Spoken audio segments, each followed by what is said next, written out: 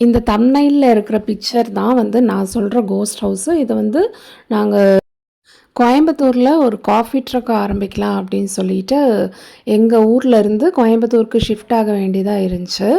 அதுக்கு பின்னாடி நெறைய ஃப்ளாஷ்பேக் இருக்கு. அதெல்லாம் வந்து நான் ஃப்யூச்சர் வீடியோஸ்ல சொல்றேன். ஃபஸ்ட்டு வந்து கோயம்புத்தூர்ல ஒரு காஃபி ஷாப்பா ஆரம்பிக்கலான்னு சொல்லி நெறைய சர்ச் பண்ணிட்டுருந்தோம். எங்களுக்கு ரெண்டெல்லாம் சுத்தமா அஃபோர்ட் பண்ணவே முடியல. அதெல்லாம் பிஸ்னஸ்ல எடுக்க முடியுமான்னும் தெரியல. ஸோ அத நாங்க விட்டுட்டு காஃபி ட்ரக் ஆரம்பிக்கலாம். ஒரு ஈவி வெஹிக்கிள் வைக்கலாம் அப்படின்னு சொல்லிட்டு, அந்த ஈவி வெஹிக்கிள்லயும் வந்து காஃபி ட்ரக் மாரி டிசைன் பண்ணி அதையும் அரேஞ்ச் பண்ணியாச்சு. இப்போ வந்து அந்த காஃபி ட்ரக்க சார்ஜ் பண்ணுறதுக்கும், பார்க் பண்ணுறதுக்கும் வந்து ஒரு ஸ்பேஸ் வேணும். ஸோ வந்து எங்களுக்கு இண்டிவிஜுவல் ஹவுஸ் இருந்தா தான் எங்களால அதெல்லாம் பண்ண முடியும். அப்பார்ட்மெண்ட்டில அதெல்லாம் வந்து அலவுட் கிடையாது அப்படிங்கிறனால இண்டிவிஜுவல் ஹவுஸ் தான் சர்ச் பண்ணிகிட்ருந்தோம். அந்த டைமில் இண்டிவிஜுவல் ஹவுஸ் எல்லாமே வந்து அஃபோர்டே பண்ண முடியல எங்களால.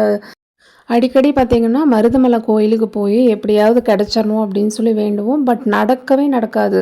நடக்காத ஒண்ண நம்ம இழுத்து பிடிச்சு நடக்க வச்சோம் அப்படின்னா என்ன நடக்குங்கிறது எனக்கு அந்த எக்ஸ்பீரியன்ஸ்க்கு அப்புறமா தான் என்னால வந்து ஃபீல் பண்ண முடிஞ்சுச்சு. அப்பவே வந்து ஒரு வேளை கடவுள் வந்து நமக்கு இது வேண்டாம் அப்படின்னு ஹிண்ட் குடுத்துருப்பார் போல. நாங்க வந்து வம்படியா அத செஞ்சே ஆவோம்ன்னு சொல்லி அத பண்ண போனனால, அதோட விளைவுகள்லாம் வந்து பயங்கரமா இருந்துச்சு. கடைசிக்கு ஒரு இண்டிவிஜுவல் ஹவுஸ் வந்து எங்களுக்கு கிடச்சிருச்சு. ஏதோ வெப்சைட் மூலியமா பார்த்தேன்னு நெனைக்கிறேன். எனக்கு சரியா ஞாபகம் இல்ல. அந்த வீட்டோட ரெண்ட் பார்த்தீங்கன்னா, ₹11,000. அது ஒரு டியூப்ளெக்ஸ் ஹவுஸு. அட்வான்ஸ் வந்துட்டு ₹1,00,000. ஹஸ்பண்ட் வந்துட்டு, "இது நம்மளால அஃபோர்ட் பண்ண முடியுமா? இவ்ளோ இதா இருக்கே!" அப்படின்னு சொல்லி சொன்னாரு. நான் சொன்னேன், "இல்ல, கண்டிப்பா வந்து பிஸ்னஸ் ரன் ஆயிரும். ப்ராஃபிட்ல போகும். நம்மளால கண்டிப்பா இத பண்ணிற முடியும்." அப்படின்னு சொல்லிட்டு நானே வந்து மோட்டிவேட் பண்ணி ஏன்னா அந்த மாதிரியான ஒரு சிச்சுவேஷன்ல தான் இருந்தோம்.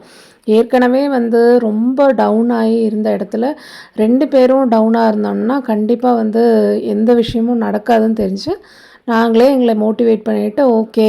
இத பண்ணலாம்." அப்படின்னு சொல்லிட்டு ஒரு வழியா அந்த வீட்டுக்கு அட்வான்ஸ் குடுத்தாச்சு. நெக்ஸ்ட்டு வீடு ஷிஃப்ட் பண்ணோம். எங்க வீட்ல தான் வந்து அந்த காஃபி ட்ரக்க வந்து நிறுத்தியிருந்தோம். அத வந்து நாங்க இங்க ஷிஃப்ட் பண்ணோம் அப்படின்னா, வேற ஒரு லாரி மாதிரியான ஒரு வண்டிய வச்சு, அந்த வண்டிய காஃபி ட்ரக்க பிக் பண்ணுறதுக்காக அனுப்பி, அப்படி தான் இந்த வீட்டுக்கே வந்து கொண்டு வர வேண்டியதா இருந்துச்சு. அதுவே பார்த்திங்கன்னா, பயங்கர எக்ஸ்பென்சிவா இருந்துச்சு. வீட்டுக்கு வந்து சின்ன சின்ன எக்ஸ்பென்ஸ் எல்லாம் வந்து நம்ம பண்ண வேண்டியதா இருக்கும் இல்லையா? அதெல்லாம் வந்து செலவு பயங்கரமா இழுத்து விட்டுருச்சு. இத்தனைக்கும் வந்து அந்த வீடு ஒரு ஆல்டர் பண்ணதா ஒரு வீடு தான். பட் எங்களுக்கு செலவு இழுத்து விட்டுட்டே இருந்துச்சு. நெக்ஸ்ட் டே வந்து கொஞ்சம் திங்ஸ் எல்லாம் சின்ன சின்ன ஐட்டம்ஸ் எல்லாம் வாங்குறதுக்காக பஜார் ஏரியா போனோம். வந்தோம். அத வச்சோம். திருப்பி நெக்ஸ்ட் டே என்ன பண்ணோம்னா, முன்னாடி நாள் வாங்குன அதே திங்ஸ் எல்லாத்தையும் திருப்பி வாங்கி கொண்டு வந்து வச்சோம். வீட்டுக்கு வந்ததுக்கப்புறம் பார்க்குறோம், இது என்ன நேத்து தானே இதெல்லாம் வாங்கிட்டு வந்திருக்கோம். திருப்பி எப்படி இதெல்லாம் வாங்கிட்டு வரோம்? எங்களால நம்பவே முடியல. என்ன இது இந்த வீடு இப்படி இருக்கு? நான் சொன்னேன் ஹஸ்பண்ட் கிட்ட, இந்த மாதிரி இந்த வீடு ரொம்ப செலவு இழுத்து வைக்கிற மாரி இருக்கு. எதுவுமே வந்து நமக்கு நிக்க மாட்டேங்குது. ஏதோ சம்திங் ராங்கா இருக்கு அப்படின்னு சொல்லி அப்போவே எனக்கு ஒரு இன்ட்யூஷன் கிடைச்சது. சரி, ஓகே, வந்துட்டோம், ஆரம்பிக்கலான்னு இருக்கோம். இன்னும் 1 வீக் தான் இருக்கு. காஃபி ட்ரக் வந்து ஆரம்பிக்கிறக்கு. ஸோ இனி ஒண்ணும் பண்ண முடியாதுன்னு சொல்லிட்டு அப்படியே கேரி ஆன் பண்ணோம். ஆனா, அந்த வீட்டுக்குள்ள இருக்கும்போது எங்க 2 பேருக்கும் அட் அ டைம்ல உடம்பு சரியில்லாம போகும். அட் அ டைம்ல 2 பேருக்கும் வந்து மனஸ்தாபங்கள் வரும்.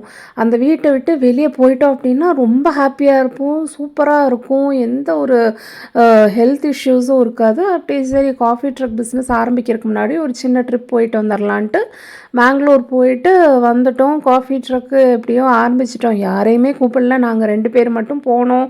ஓப்பன் பண்ணோம். நேச்சுரலா வர கஸ்டமர்ஸ் வந்து வந்தாங்க. புதுசா இருக்குன்னு சொல்லிட்டு பார்க்குறக்காக. அப்படியே வந்து பிஸ்னஸும் வந்து ரன் ஆயிட்டு இருந்துச்சு. ஒரு 1 வீக் போச்சு. 1 வீக்குக்கு அப்புறம் என்னாச்சு அப்படின்னா, ஒரு சண்டே வந்தது. சண்டே அங்க பிஸ்னஸ் வந்து ரன் ஆகாது. யாருமே வந்து இருக்க மாட்டாங்க. அதனால ஹஸ்பண்ட் வந்து கோத்தகிரிக்கு ட்ரெக்கிங் போறேன் அப்படின்ட்டு ஃப்ரெண்ட்ஸோட போயிருந்தாரு. எல்லாருமே போயிருந்தாங்க. போனவங்கலாம் நல்லா தான் வந்தாங்க திருப்பி. ஹஸ்பண்ட் வீட்டுக்கு வந்தாரு. வீட்டுக்கு வந்து ஒரு 2 நாள்ல கால்லாம் வந்து வலிக்குது. கால்ல ஏதோ ஃபுல்லா புள்ளி புள்ளியா வந்திருக்கு. ரெட் கலர்ல வந்திருக்கு. இது என்னடா இது புதுசா இருக்கு அப்படின்னு சொல்லிட்டு அடுத்தது திருப்பி ஹாஸ்பிட்டலுக்கு ஓடுவோம். ஹாஸ்பிட்டல் போய் பார்த்தா ஏதோ அலர்ஜியா அவருக்கு சுத்தமா நடக்க கூட முடியல. கடைன்னா ஓப்பன் பண்ணி ஒரு 1 வீக் தான் ஆயிருக்கும். அப்புறம் பார்த்தா நெக்ஸ்ட் டே ஓப்பன் பண்ண முடியாது அப்படின்னு சொல்லிட்டு முன்னாடி நாள் என்ன பண்ணியிருப்போம்னா டிகாக்ஷன் வந்து ஃபில்ட்ரு பண்ணுறதுக்காக ரெடி பண்ணியிருப்போம். நெக்ஸ்ட் டே மார்னிங் 4:00 எடுத்துகிட்டு போகிறதுக்கு கரெக்டாக இருக்கும் அப்படின்ட்டு. அந்த டிகாக்ஷன் வந்து ஒரு 2 லிட்டர்ஸ் 3 லிட்டர்ஸ் இருக்கும்னு நினைக்கிறேன். அப்படியே தூக்கி வீசிட்டோம். ஏன்னா நெக்ஸ்ட் டே அதை யூஸ் பண்ண முடியாது. மீன்ஸ் ஒரு நாள் லீவ் போட்டுட்டோம் அப்படின்னா நெக்ஸ்ட் டேக்கு அந்த டிகாக்ஷனே எடுத்து கொண்டு போய் வைக்க முடியாது. ஏதாவது அலர்ஜி ஆகலாம், என்ன வேணால் நடக்கலாம். கஸ்டமர்ஸ்க்கு அது பாதிப்பாகலான்னு சொல்லிட்டு அதை தூக்கி வீசியாச்சு.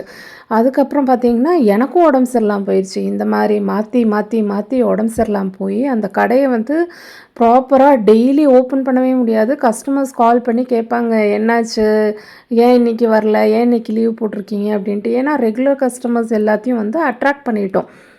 அதுக்கப்புறம் அந்த கடையில் வந்து நல்லா சம்பாதிச்சோம். சம்பாதிச்சு நைட்டு வீட்டுக்கு வரும்போது அந்த ட்ரக்கை வந்து சார்ஜ் போடுறதுக்கு கரண்ட் இருக்காது. அந்த வீட்டில் மட்டும் பவர் போயிடும். நெக்ஸ்ட்டு வந்து அந்த ட்ரக்கை டோ பண்ணி கொண்டு வர மாதிரி இருக்கும்.